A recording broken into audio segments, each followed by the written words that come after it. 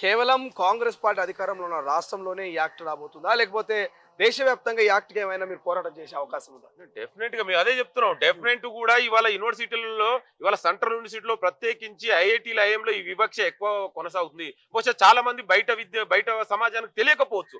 మేము దానికే వ్యతిరేకంగా దేశవ్యాప్తంగా రోహిత్ వేముల యాక్ట్ ను తీసుకురావాలని డిమాండ్ చేస్తున్నాం. అయితే ఇవాళ బీజేపీ, ఆర్ఎస్ఎస్ ఈ నాయకులకు వీళ్ళకు ఈ చెవిన పట్టదు.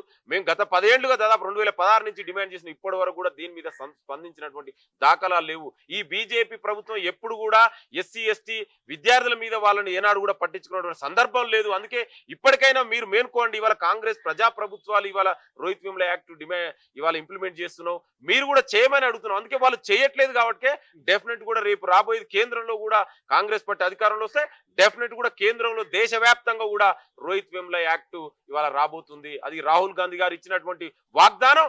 దాన్ని ఇవాళ నెరవేరుస్తున్నందుకు ఇవాళ దేశంలో ఉన్నటువంటి అణగారిన వర్గాలందరూ కూడా ఇవాళ ఆనందంగా వ్యక్తం చేస్తున్నారు. రోహిత్ వేములకు ఇప్పటికైనా ఆయన పేరు మీద, ఎందుకంటే ఇవాళ భవిష్యత్తులో ఇంకోసారి కూడా ఇట్లాంటి అన్యాయం జరగొద్దు విద్యార్థులకు. ఇవాళ దాని గురించే ఈ యాక్ట్ రాబోతుంది. సో కానీ లింగం యాదవ్ గారు, రోహిత్ వేముల మీ క్లాస్ అంటే మీ ఫ్రెండ్, మీరు అక్కడ కలిసి చదువుకున్న సహచరుడు. సో గతంలో మనం నిర్భయ యాక్ట్ చూసినాం, దిశ యాక్ట్ చూసినాం, ఎస్సీ ఎస్టీ అట్రాసిటీ యాక్ట్ చూసినాం. ఈ యాక్ట్లన్నిటి కూడా ఒక చరిత్ర ఉన్నది, సందర్భాన్ని బట్టి యాక్ట్లు వస్తాయి. సో ఇప్పుడు రోహిత్ వేముల యాక్ట్ అనేది కూడా మరి మీ ఫ్రెండ్ పేరు మీద వచ్చింది. ఈ యాక్ట్ ఎట్లా ఉండబోతుంది, దీనికి మీరు ఎట్లా ఫీల్ అవుతున్నారు? డెఫినెట్ గా మేము అదే చెప్తున్నాం. ఆనాడు మేము ఉద్యమంలో అందరం కూడా కలిసి విద్యార్థి సంఘాలు అందరం కూడా నాయకులుగా మేము ఆనాడు పోరాడినాం. దేశవ్యాప్తంగా కూడా ఇది రావాలి రోహిత్ వేముల యాక్ట్.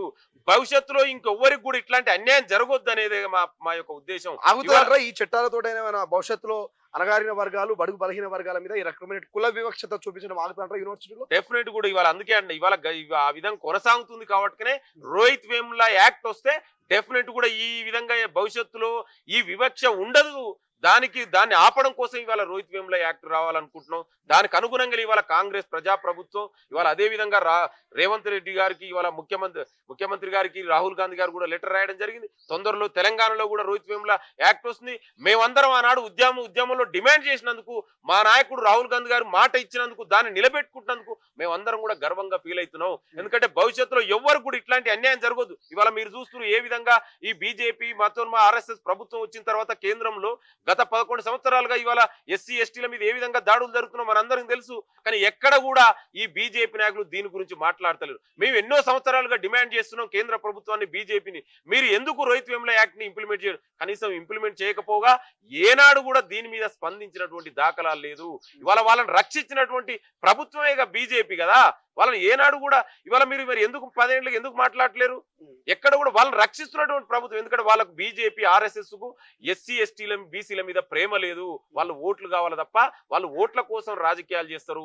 మా నాయకుడు రాహుల్ గాంధీ గారు అంటే ఒకసారి మాట ఇస్తే ఎట్టి పరిస్థితుల్లో కూడా ఆనాడే చెప్పాడు, కాంగ్రెస్ పార్టీ అధికారంలోకి వస్తే డెఫినెట్ గా ఇంప్లిమెంట్ చేస్తాను. ఇవాళ మీరు చూస్తున్నారు ఏ విధంగా కర్ణాటకలో ఇంప్లిమెంట్ అవుతుంది. రేపు తొందరలో తెలంగాణ కూడా రాబోతుంది.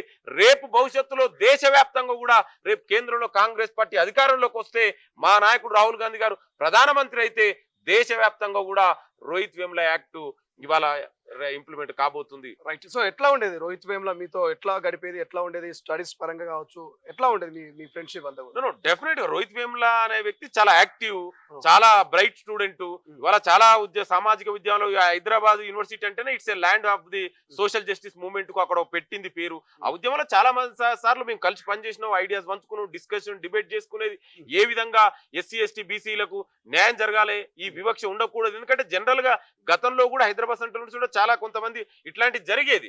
మిగతా ఇంకా ఐఐటీలో ఐఎంలో చాలా జరుగుతాయి, కానీ అవన్నీ కూడా బయటికి రావు. ఇది జరగొద్దు అనేదే మేము చాలా సార్లు డిస్కస్ చేసుకునేది. అంబేద్కర్, పూలే వాళ్ళ యొక్క ఐడియాలజీని ముందుకు తీసుకుపోవాలి. యూనివర్సిటీలో విద్యార్థులకు సామాజిక చైతన్యం ఉండాలి, ఆ అవేర్నెస్ ఉండాలి. దాని గురించి కూడా మేమందరం కూడా కలిసి పనిచేసినాం. అయితే ఆనాడు జరిగినటువంటి ఒక అనుకోని సంఘటన ఇవాళ వ్యక్తి మా మధ్య లేకపో మా అందరు కూడా బాధాకరం. ఎందుకంటే అంత మంచి స్టూడెంట్, ఒక బ్రైట్ స్టూడెంట్, ఇవాళ ఈ దేశానికి రేపు పెద్ద ఆశాకిరణంగా ఉండవలసినటువంటి వ్యక్తి ఆనాడు బీజేపీ చేసినటువంటి కుట్రలకు న్యాయం దొరకదనే ఆలోచనతోటి ఆ వ్యక్తి మన మధ్య లేకుండా చాలా బాధాకరం. అయినా కూడా మేమందరం కూడా రోహిత్ సహచరుడుగా మేమందరం కూడా గౌరవపడుతున్నాం.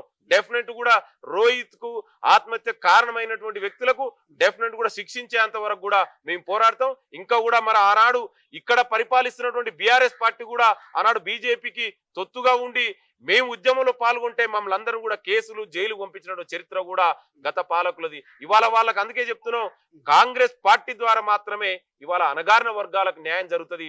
దానికి మళ్ళొకసారి ఉదాహరణే ఇవాళ కాంగ్రెస్ పార్టీ మా నాయకుడు ఏదైతే రాహుల్ గాంధీ గారు ఇవాళ డిమాండ్ చేసిండ్రో రోహిత్ వేముల యాక్ట్ అనేది, దానికి ప్రత్యక్ష నిదర్శన. ఇవాళ బీజేపీ మిగతా పార్టీలు మాటలు మాట్లాడతారు తప్ప వాళ్ళు ఎక్కడ కూడా ఇవాళ ఎస్సీ ఎస్టీ విద్యార్థుల మీద బీసీ విద్యార్థుల మీద వాళ్ళకి ప్రేమ లేదు. ఎంతసేపు వాళ్ళు ఓట్ల కోసం రాజకీయాలు చేస్తారు తప్ప ఎక్కడ కూడా వివక్ష గురించి మీరు చూస్తున్నారు. ఇవాళ 11 సంవత్సరాలుగా మరి కేంద్రంలో అధికారంలో ఉన్నటువంటి బీజేపీ ప్రభుత్వం ఎందుకు ఈ వివక్ష గురించి మాట్లాడతలేరు?